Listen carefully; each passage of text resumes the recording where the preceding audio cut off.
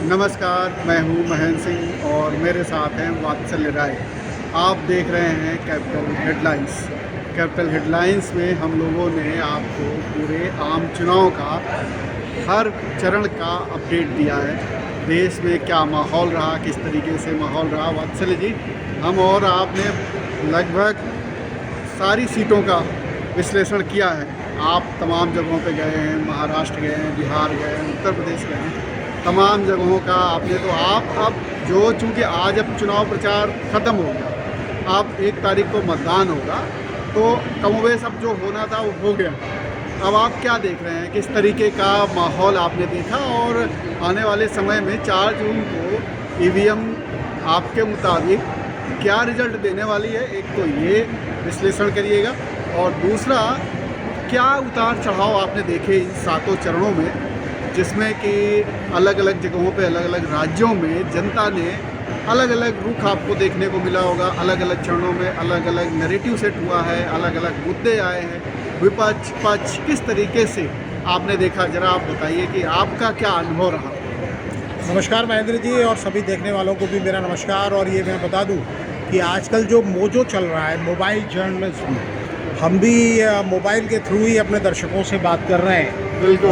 और इस इलेक्शन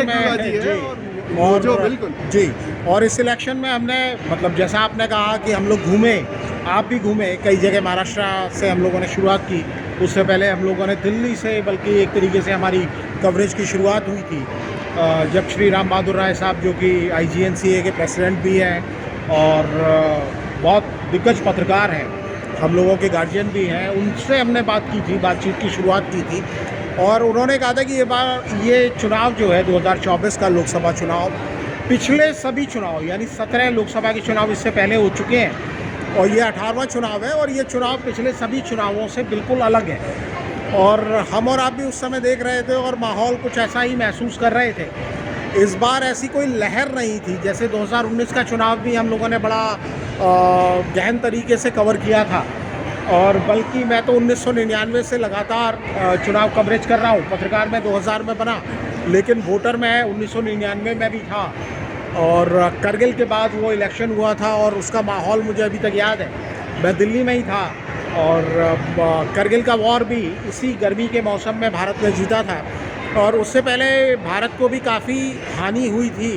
और हम 1999 में लगातार देखते थे कि ताबूतों में सैनिकों के शव आ रहे हैं, शहीदों के शव आ रहे हैं, और वो एक माहौल था। उसके बाद हमने 2004 का चुनाव भी देखा, तब मैं दिल्ली में ही था, PTI में था, और आप भी यहीं दिल्ली में ही जर्नलिज्म कर रहे थे।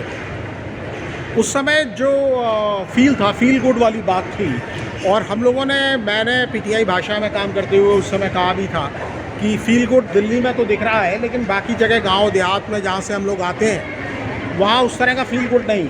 तो सत्ता परिवर्तन हमने देखा, 2009 का चुनाव भी हमने देखा, तब IPL जोरों पर था, 2008 में IPL शुरू हुआ था, और इस चुनाव के बीच में भी IPL चल रहा था। जी। तो वही इससे मैं तुलना कर रहा हूँ कि 2009 में IPL की चर्चा ज़्यादा थी, चुनाव की चर्चा कम थी। 2014 का चुनाव भी हमने देखा, 19 का देखा। 19 में जब सर्जिकल स्ट्राइक के बाद राष्ट्रवाद के मुद्दे पर चुनाव हुआ था, और उस समय उसका असर नज़र आता था। जहाँ भी आप बात करते थे वहाँ भारतीय जनता पार्टी या बाकी चीज़ों से ज़्यादा मोदी एक स्ट्रॉन्ग प्राइम मिनिस्टर के तौर पर उनकी बातचीत होती थी। इस बार भी जैसा आपने कहा कि IPL चल रहा है, और इस बार IPL के फाउंडर मोदी साहब बाहर भागे हुए हैं। जी, ललित मोदी तो 2009 के बाद ही निकल गए थे। लेकिन इस बार IPL की उतनी चर्चा नहीं हुई। बीच में कुछ अच्छे मैचों की चर्चा होती थी। इस बार चुनाव पर बड़ा फोकस रहा, बड़ा लंबा चुनाव है।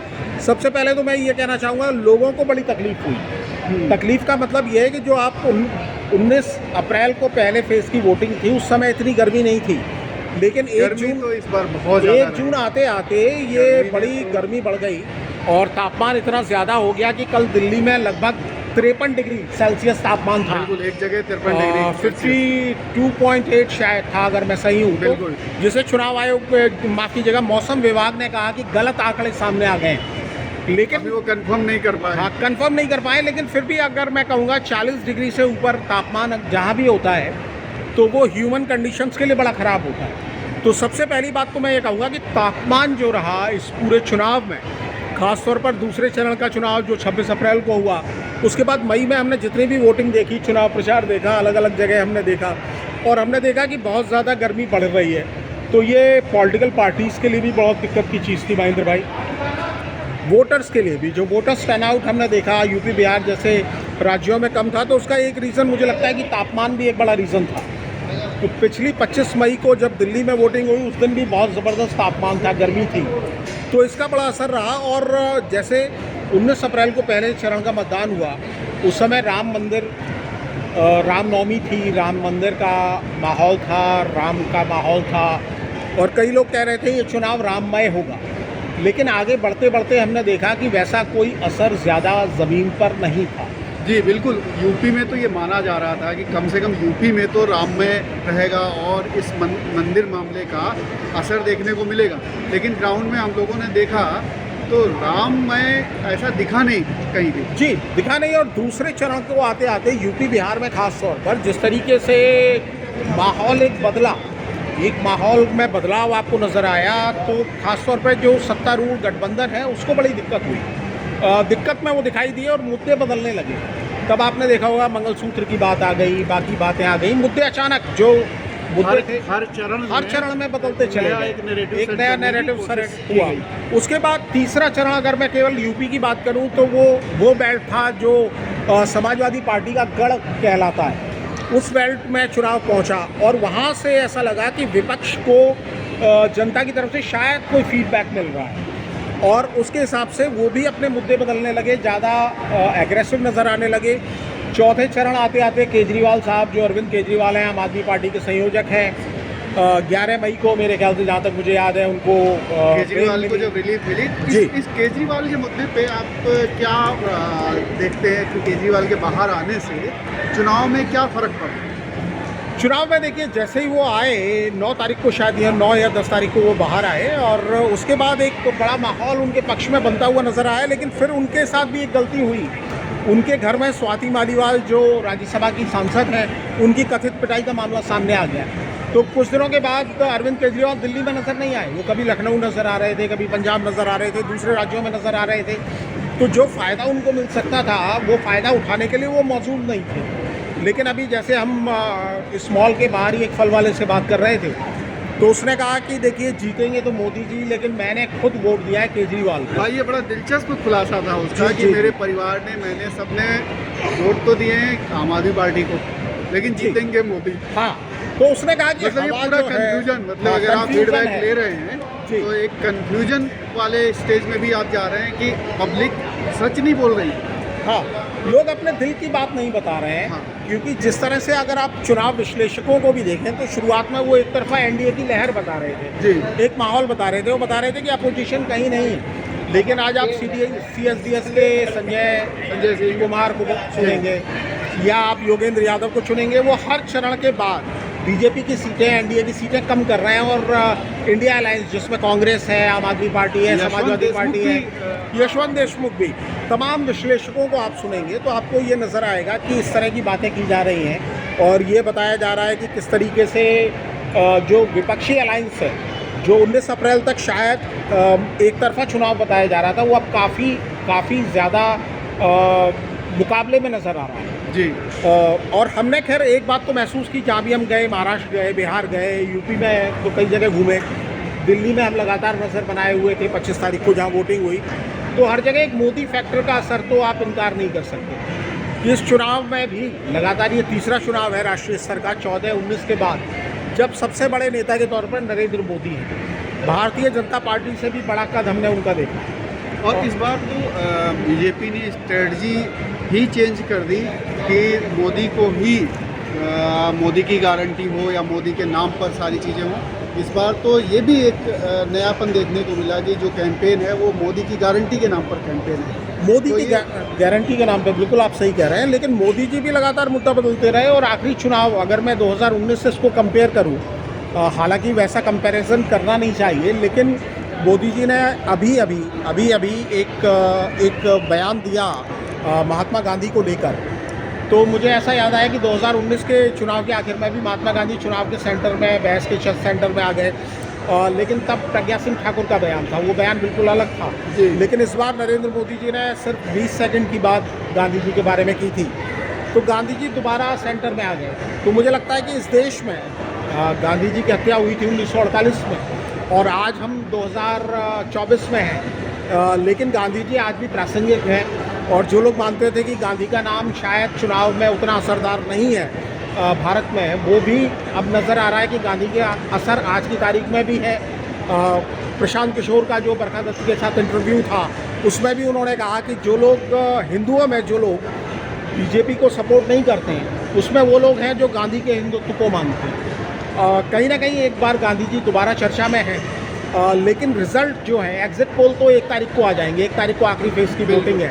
आज चुनाव प्रचार बंद हो गया है। प्रधानमंत्री नरेंद्र मोदी कन्याकुमारी चले गए हैं, विवेकानंद रॉक पे चले गए हैं। एग्जिट पोल 1 तारीख को आएंगे, लेकिन मुझे लगता नहीं है, जिस तरह से चुनाव विश्लेषकों को मैं कंफ्यूज देख रहा हूँ, मुझे ये नज़र नहीं आता कि एग्जिट पोल से सही लोगों की नब्ज सामने आ जाए। इस बार बड़ा मुश्किल लग रहा है जी, बड़ा मुश्किल लग रहा है, क्योंकि कंफ्यूजिंग है। हम लोग भी जिससे बात करते हैं कहता कुछ है होता कुछ है, वो जो है बड़ा कंफ्यूजिंग रिजल्ट बताता है। कभी भी अभी जैसे हम लोग फल वाले से बात कर रहे थे या दूसरे लोगों से जो बात करते हैं, तो वो यही कि चलेगा तो मोदी, आएगा तो मोदी, और पता चला वोट किसी और को दे रहे हैं। तो आप ऐसे में क्या आप प्रेडिक्शन कर सकते हैं? बड़ा मुश्किल है। तो बहुत ही मुश्किल है, क्योंकि मुद्दे लगातार बदले। जैसे हमने बताया, एक तो बड़ा लंबा चुनाव है। चुनाव आयोग का नॉर्मली लोग आलोचना नहीं करते हैं, कई मुद्दों पर वोटिंग परसेंटेज को लेकर उनकी आलोचना की गई।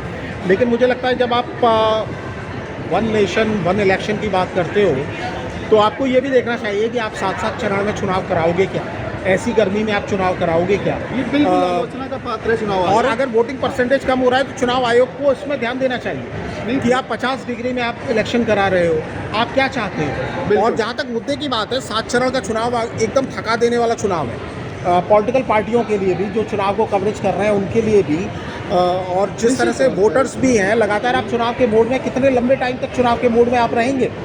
अब आप देखिए कि आलोचना इसलिए भी की जानी चाहिए कि यूपी में कहीं के आपको दंगा लगा, कहीं के आपको सेंसिटिव बूथ लगे, कहीं के आपको कुछ, अगर आप यूपी में 7 चरणों में चुनाव कराते हैं, कोई मतलब नहीं बनता है कि आप 7 चरणों में चुनाव कराएं। 1 चरण में आप चुनाव करा सकते हैं, लेकिन वो नहीं हुआ। या आप कुछ हैं ऐसे, जैसे स्टेट मान लिया बंगाल है, आप 2 या 3 चरण में करा लीजिए वहाँ पर। अगर आप वन नेशन वन इलेक्शन की बात करते हैं और आप अगर एक साथ चुनाव 2 या 3 चरणों में पूरे देश में नहीं करा सकते हैं, कोई मतलब ही नहीं लग रहा। और खासतौर पे 46 दिन लंबे चुनाव का कोई मतलब नहीं है। आपको मौसम देखना होगा। आप जिस तरह के स्टूडेंट्स की परीक्षा की बात करते हैं कि बोर्ड पेपर्स ना हो, यूनिवर्सिटी के एग्जाम्स ना हो, तो आपको मौसम का भी ख्याल करना होगा। बिल्कुल, आप दिवाली के आसपास चुनाव करा लो। बिल्कुल बिल्कुल। और इतना पैसा है, इतना बजट है चुनाव आयोग के पास, अब पैसे का रोना वो नहीं रो सकते।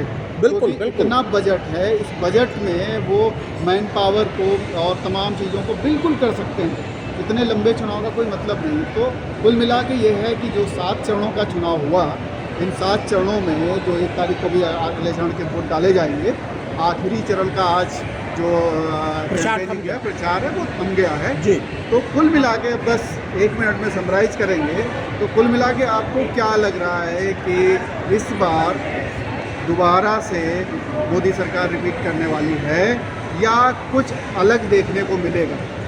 देखिए, हमारी आपकी कल चर्चा हो रही थी, ऑफ कैमरा चर्चा थी। आपने कहा था कि वोटर्स के मूड का बहुत सही अंदाज़ा नहीं लग रहा, लेकिन ये है कि भारतीय जनता पार्टी जो भी उसका कैचमेंट एरिया है, वहाँ पर सबसे बड़ी पार्टी आज की तारीख में भी है, लेकिन उसको बड़ी तगड़ी चुनौती मिल रही है एकजुट विपक्ष से, क्योंकि लगभग 300 से ज़्यादा सीटों पर भारतीय जनता पार्टी का मुकाबला एकजुट विपक्ष से हो रहा है। लेकिन भारतीय जनता पार्टी ने इसको शायद पहले भांप लिया था, इसलिए कई राज्यों में दूसरी पार्टियों के लोगों को अपने साथ जोड़ने में वो कामयाब रहे। तो भारतीय जनता पार्टी सबसे बड़ी पार्टी बनेगी, इसमें कोई शक नहीं है। लेकिन उनकी सीटें 303 आएंगी, इसमें मुझे बड़ा डाउट लग रहा है। मेजॉरिटी मार्क तक पहुंचेंगे, मुझे ऐसा लगता है कि 250 से लेकर 280 सीटें भारतीय जनता पार्टी को मिलनी चाहिए। लेकिन विपक्ष ने जैसे चुनाव लड़ा है, खासतौर पर तीसरे, चौथे, 5वें और 6ठे चरण में, 7वें चरण की वोटिंग अभी होनी है, तो मुझे लगता है कि आने वाले टाइम में अगर कुछ रिजल्ट चौंकाने वाले भी आएँ तो उससे आप इनकार नहीं कर सकते। कमोबेश देखिए कि तमाम जितने सेफोलॉजिस्ट हैं वो भी इसी तरीके की बातें कर रहे हैं। वो भी बिल्कुल खुल के ये कहने की स्थिति में नहीं है कि जो 400 पार का ये रखा गया है टारगेट, उसके आसपास भी पहुंच रहे हैं या नहीं पहुंच रहे हैं। तो फिलहाल हम लोग इस चर्चा को यहीं विराम देंगे और 1 जून के बाद जो एग्जिट पोल आएंगे उनको भी देखेंगे और 4 जून को तो रिजल्ट आ जाएंगे ही, और हम लोग लगातार इस तरीके की चर्चा करते रहेंगे। आप लोग हमारे साथ बने रहिए और हमारे इस चर्चा को अगर आपने पसंद किया हो तो आप लाइक कर दीजिए, सब्सक्राइब ना किया हो तो सब्सक्राइब कर लीजिए। फिलहाल नमस्कार।